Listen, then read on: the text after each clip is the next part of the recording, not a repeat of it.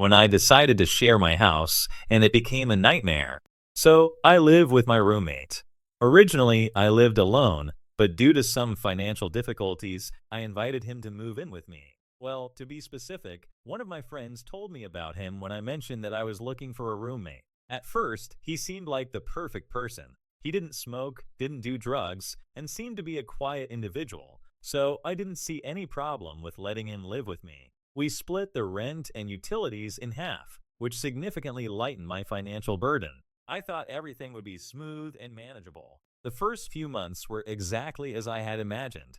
Each of us did our own thing. We didn't interfere with each other's routines, and everything was fine. I work full time, often until late at night, so I prepare my meals before leaving the house. On his part, he said he knew how to cook, although I rarely saw him prepare anything. But I didn't mind, we each had our space. Until things began to change. It was gradual. At first, I noticed small things were missing. A snack, a drink, maybe something I hadn't finished from the day before. I didn't mention it immediately because I thought it might have been my own oversight. Maybe I had forgotten I ate it.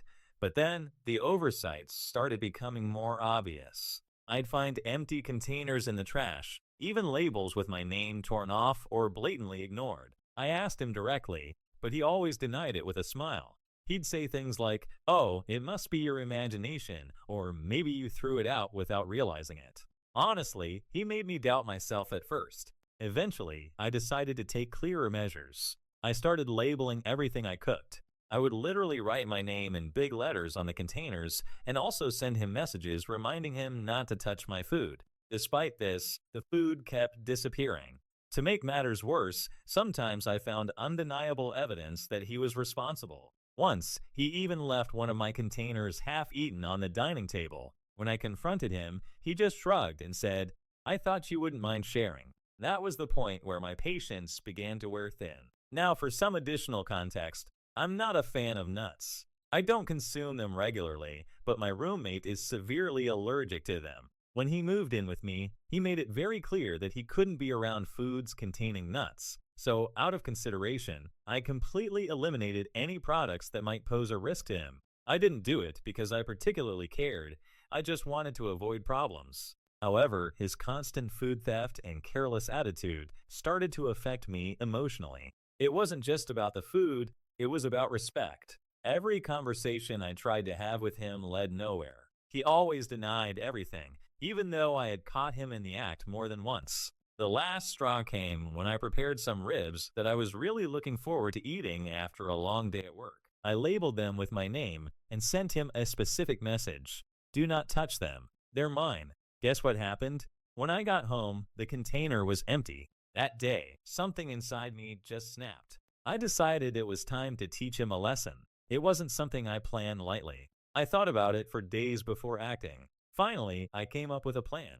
I bought almond powder and used it to prepare a batch of macaroni and cheese. Of course, I knew this was a risky move, but I felt like I had no other choice. I sent him another message, this time clearer than ever. "Don't eat the mac and cheese. It's mine, and it has something you can't eat." I even sent him a photo of the container, ensuring he understood the warning. To make sure there was no misunderstanding, I installed a hidden camera in the kitchen. That night, I came home from work and found the container empty on the table. I couldn't believe it.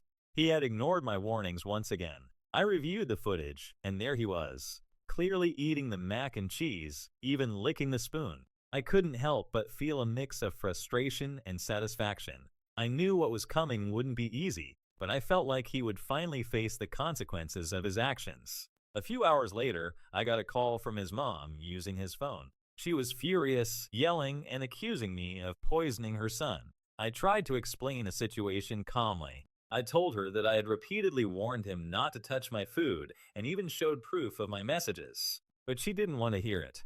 She blamed me for having something he couldn't eat in the house, as if that was my responsibility. As the conversation continued, my patience wore thin. I told her that her son was a food thief and that I had exhausted every possible way to resolve the issue. I defended myself, explaining that it wasn't my fault he didn't respect basic boundaries. I even offered to show her the video of him eating the mac and cheese, but she refused to listen. She started crying and hung up. That night, I felt conflicted. On the one hand, I was satisfied that he had finally faced the consequences of his behavior. On the other hand, I couldn't ignore the fact that he was in the hospital. I knew he was financially struggling, and the medical bills wouldn't be easy for him. While I didn't feel guilty about his actions, I felt somewhat responsible for what had happened. However, what else could I have done? I had tried everything: conversations, messages, labels, everything. He simply didn't respect my boundaries. Now my friends are divided. Some call me a psychopath, saying I went too far. Others are on my side, arguing that he deserved it. Personally, I still believe I'm not the bad guy in this story. If he can't respect something as basic as not touching what doesn't belong to him, then this was the only way for him to learn. I didn't poison him intentionally, I simply cooked something for myself, something he wasn't supposed to touch. At the end of the day, I keep wondering, who's really the villain here? The one who constantly steals, or the one who defends themselves? After the call with his mother, I tried to relax, but I couldn't stop dwelling on the matter. On one hand, I felt justified. I had done everything possible to make my rules clear, and he had ignored every warning. On the other hand, guilt started creeping into my mind, not because I thought I was wrong, but because the situation had escalated to levels I never imagined. The next day, I decided not to talk to him directly. I wanted to give him time to deal with the consequences of his actions, and honestly, I didn't feel like arguing. However, as I was getting ready for work, I received another message from his mother. This time, the tone was different. She wasn't yelling or accusing me, but her words were passive-aggressive enough to irritate me. "I hope you're happy. My son could have died because of your careless behavior. If it weren't for me, who knows what could have happened? You're an adult, you should know better than to have something so dangerous in the house." I didn't reply immediately, but the message left me upset all day. How could it be that, after everything that had happened, she still didn't understand that the responsibility lay entirely with her son? I thought about responding with the video as definitive proof, but I decided to hold on to it for later in case things got worse. That night, when I got home, I noticed something strange. My roommate was there, but he didn't greet me as usual. Instead, he locked himself in his room. I could hear murmurs on the other side of the door, as if he was on the phone with someone. At first, I didn't pay much attention, but after a while, I heard something that caught my attention. He was talking about me. Yes, it was intentional. No, I don't know what to do about him. I don't trust this place anymore, but I have nowhere else to go. His voice sounded tense, almost defeated. I stood still, trying to listen further, but I didn't want him to know I was eavesdropping. I decided to let it go and carry on with my night, although I couldn't shake the growing sense of unease. The next morning, I found a note in the kitchen. It said, "I'm staying with some friends for a few days. I need space to think. Don't touch my stuff." The irony of that last sentence almost made me laugh. He was asking me not to touch his things? After everything he had done, it felt like the height of hypocrisy. However, I felt a small sense of relief knowing I wouldn't have to deal with him directly for a while. The house would finally be quiet. However, that peace didn't last long. During his absence, strange things started happening. One night, when I got home from work, I noticed some lights were on, even though I was certain I had turned them off before leaving. I thought it might have been my mistake, but then I found something more unsettling. The camera I had installed in the kitchen was off, and the power cable had been unplugged. At first, I didn't think much of it, assuming I had forgotten to turn it back on, but when I reviewed the previous recordings, I noticed several fragments were missing. That was enough to make me feel uneasy. Had my roommate come back without telling me? Had someone else entered the house? I started questioning whether installing the camera had been a good idea in the first place. While I initially did it to protect my food, it now seemed to be causing me more paranoia than it was worth. I decided to message my roommate to ask if he had returned. His response was quick. "No, I'm still out." Why? Did something happen? I replied that everything was fine, that I just noticed a few things out of place. I didn't want to alarm him or give him a reason to come back sooner than necessary. Despite this, I couldn't shake a sense of unease over the following days. One night, while trying to sleep, I heard a noise in the living room. It was faint, like someone moving something around. I got out of bed, trying to make as little noise as possible, and grabbed the first thing I could find to defend myself, a table lamp. I slowly walked toward the living room, but when I got there, no one was around. Everything seemed in place, except for a chair that was slightly out of alignment. I decided to check the kitchen camera again. This time, to my surprise, there were new recordings. What I saw made my hair stand on end. Someone had been in the kitchen while I was sleeping. The figure was hard to identify, wearing a hoodie with the hood up, but something about their posture felt familiar. Although I couldn't be entirely sure, it seemed to be my roommate. Had he returned without telling me? Why would he be acting this way? The footage showed him rummaging through the fridge and cabinets, as if looking for something specific. He didn't touch any of my things, at least not that I could tell, but his behavior seemed strange, almost erratic. I decided not to confront him just yet. I wanted to understand what was going on before making any moves. Over the next few days, I noticed small items missing from the house. A mug, a kitchen knife, even a couple of towels. Nothing too valuable, but enough to make it clear that someone was entering and leaving without my permission. I decided to change the lock on the front door, something I should have done from the beginning, but I didn't want this to escalate into a bigger conflict. When I finally mentioned the situation to one of my friends, they said something I hadn't considered. What if he's trying to get back at you? Maybe he won't say it outright, but this could be his way of retaliating. The idea seemed far-fetched, but I couldn't completely dismiss it. There was something off about his recent behavior. As days went by, I began to notice even my other friends were acting differently toward me. Some were more distant, while others avoided bringing up the topic altogether, but I knew rumors were spreading. Someone must have shared their version of events, and clearly, it didn't favor me. One of my closest friends finally confronted me, asking, "Did you really put something in his food on purpose? What were you thinking?" I explained everything from my perspective, down to the smallest detail, but even so, she seemed unsure. I don't know, it just seems so extreme. Maybe you could have handled it differently. That conversation left me frustrated. It seemed like no matter how much I tried to justify myself, I would always be seen as the villain in this story. Meanwhile, the disappearances in the house continued. I even started to feel like someone was watching me. The paranoia was growing, and though my roommate and I weren't interacting directly, the tension between us lingered. The following days were a roller coaster of emotions. On one hand, I felt relieved that my roommate was still away, but on the other, the paranoia of someone entering the house without my permission continued to escalate. Even after changing the lock, I couldn't shake the feeling that something wasn't right. I decided to take more drastic measures to protect myself. First, I installed additional locks on my bedroom door. If someone managed to enter the house again, at least my personal space would be secure. I also considered installing more cameras in different common areas, but I didn't want to come off as completely paranoid. The kitchen camera had already caused enough issues, and if my roommate found out there were cameras elsewhere, he could use it against me. That night, while checking my emails, I noticed a strange message in my inbox. It had no clear sender, just a subject line that read, "We know what you did." At first, I thought it was spam, but when I opened the email, my heart sank. It was a brief but direct message. "Don't think this is over. The truth always comes out." There was no signature or clues about who sent it, but the tone was threatening. I spent the rest of the night analyzing the email, trying to figure out if it was a bad joke or something more serious. My thoughts turned to my roommate.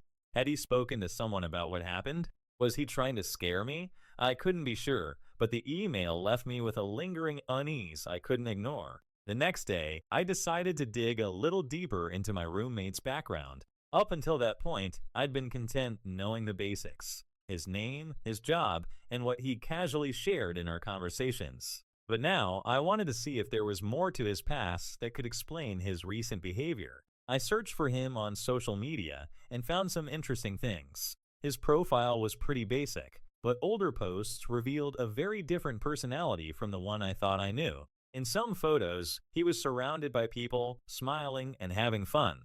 However, other posts showed a darker side, sarcastic comments, public arguments, and complaints about people who betrayed him. The most unsettling find was a post from a few years ago that said, "Sometimes the best way to deal with someone is to hit them where it hurts the most. They'll learn sooner or later." There was no context, but the message left me thinking. Was it possible this mindset still held true? Was that what he was trying to do to me now? I decided to reach out to the person who had recommended him as a roommate. I thought if anyone knew more about him, it would be that person. I called my friend and briefly explained what had been happening, avoiding too many details about the hospital incident. I didn't want to come across as guilty or overdramatic.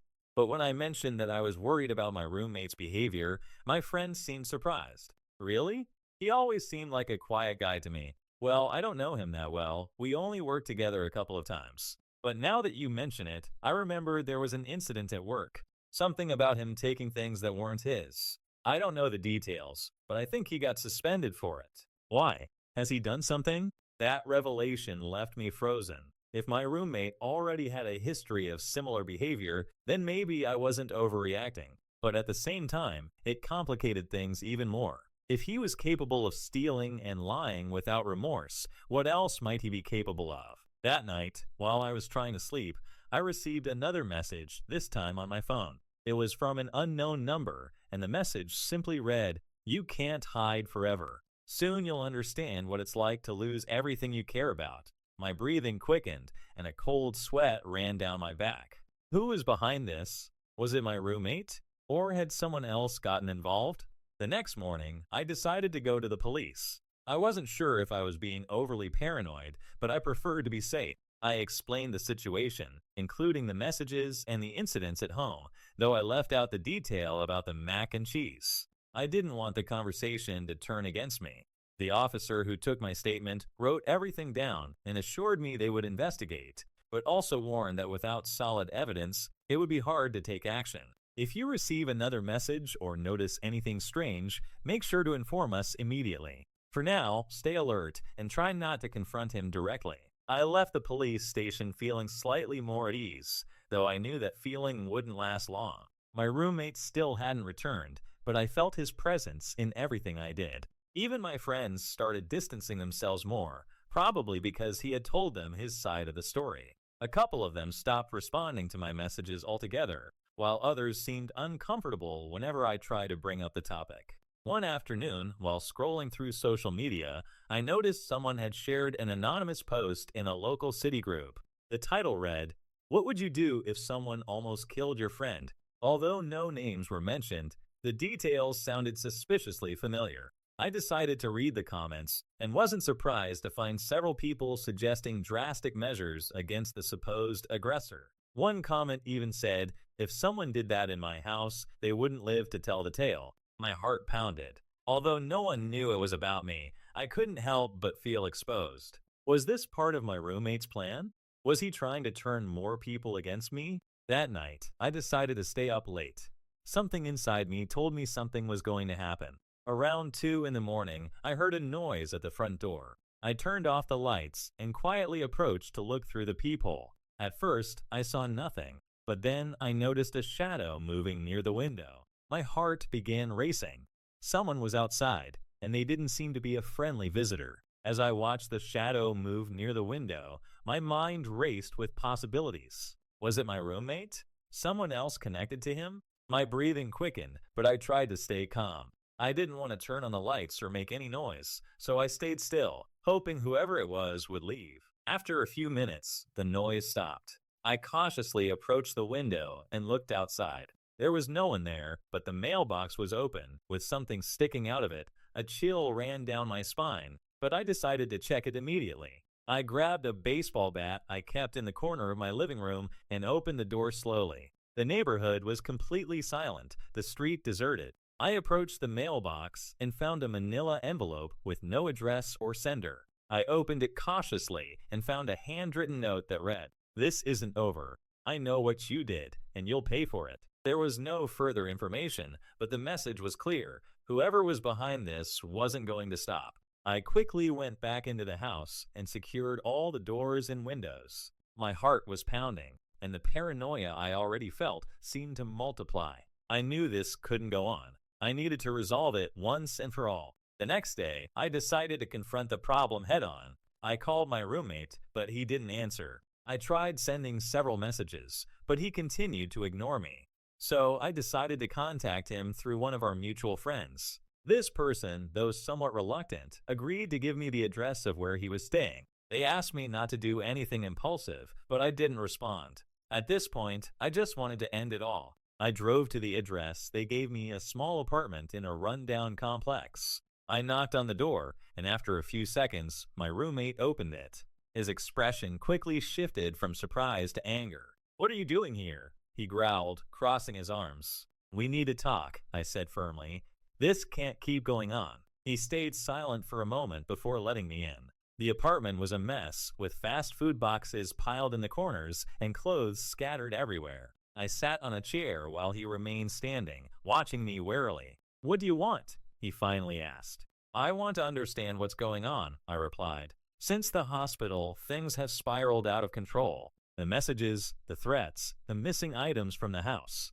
Is it you behind all of this?" His expression shifted slightly, as if he hadn't expected me to confront him so directly. Finally, he sighed and sank onto the couch. "Yes, it was me," he admitted. "So what? After what you did to me, did you really think I'd just let it go?" "What I did to you?" I repeated incredulously. "You mean when you ignored all my warnings and ate something that wasn't yours?" "That doesn't justify what you did," he yelled, standing up. "You knew I was allergic. You could have killed me. And you knew it wasn't your food," I replied, standing up as well. "I gave you every warning possible. I labeled my things, sent you messages, even tried talking to you. What else did you expect me to do?" He stayed silent, but his eyes were filled with rage. Finally, he sank back onto the couch, his shoulders slumped. "I don't know," he said quietly. "I guess I was angry. I felt humiliated. I couldn't let it go." "So you decided to harass me and make my life miserable," I said sarcastically. "Do you really think that makes you any better?" He didn't respond immediately, but eventually he shook his head. "Maybe not," he admitted. "But I didn't know what else to do. I was angry, and you seemed so indifferent to everything." "Because I had already tried everything I could to resolve this with you," I said. "What more did you want from me?" There was a long silence between us. Finally, he looked at me and said, "I don't know. Maybe. I just wanted you to know how it feels." "Well, you succeeded," I replied. "Now what?" He fell silent again, but this time he seemed more thoughtful. Finally, he stood up and said, "I think we need an end to this. We can't keep living like this." "I agree," I responded. "So, what do we do?" After a long conversation, we came to an agreement. He would finish his stay at my apartment by the end of the month, and I would agree not to take the matter any further, as long as the threats and harassment stopped. It seemed fair, though I knew I wouldn't fully trust him until he was gone. Over the next few weeks, things began to settle down. My roommate returned to the apartment, but we kept our distance from each other. We barely spoke, and when we did, it was strictly about practical matters. I knew the relationship was completely broken, but at least there was a temporary truce. When the day of his move finally arrived, I couldn't help but feel a mix of relief and sadness. Although our time as roommates had ended in the worst possible way, I still remembered the early months when everything felt simpler. I helped him load some of his boxes into his car, and when he was done, he turned to me. "I guess this is goodbye," he said. "I guess so," I replied. He stood there for a moment before extending his hand. I hesitated, but eventually shook it.